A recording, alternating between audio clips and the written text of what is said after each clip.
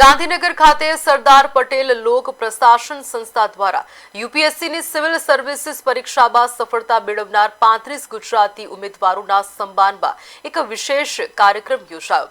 આ પ્રસંગે નાયબ મુખ્યમંત્રી હર્ષ સંઘવીએ પસંદગી પામેલા તમામ યુવાનો અને તેમના માતા પિતાને હૃદયપૂર્વક અભિનંદન પાઠવ્યા હતા।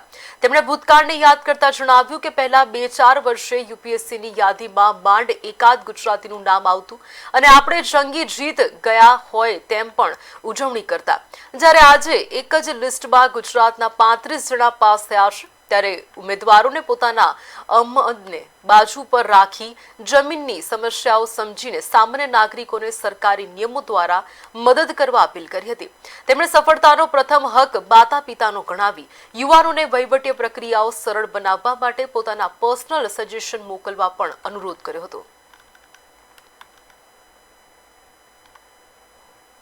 પરિવારજનોને હું વિશેષ અભિનંદન આપું છું, હૃદયથી આભાર માનું છું અને તમારા સૌ વતી હું હરીશ શુક્લા, ચંદ્રેશભાઈ કોટક, સ્પીપાની આખી ટીમને અભિનંદન બી આપું છું અને આભાર બી માનું છું। ખૂબ સારી રીતે કામ કરે છે અમારા અંજુબેન, એકદમ સ્ટ્રિક્ટ છે કામ લેવામાં, પણ ખૂબ જ પ્લાનિંગથી કરતા હોય છે કામ, એટલે આખી સ્પીપાની ટીમને ફરી એકવાર હૃદયથી આભાર અને ખૂબ ખૂબ અભિનંદન। પરિવારજનોને હું વિશેષ અભિનંદન આપું છું, હૃદયથી આભાર માનું છું અને તમારા સૌ વતી હું હરીશ શુક્લા, ચંદ્રેશભાઈ કોટક, સ્પીપાની આખી ટીમને અભિનંદન બી આપું છું અને આભાર બી માનું છું। ખૂબ સારી રીતે કામ કરે છે અમારા અંજુબેન, એકદમ સ્ટ્રિક્ટ છે કામ લેવામાં, પણ ખૂબ જ પ્લાનિંગથી કરતા હોય છે કામ, એટલે આખી સ્પીપાની ટીમને ફરી એકવાર હૃદયથી આભાર।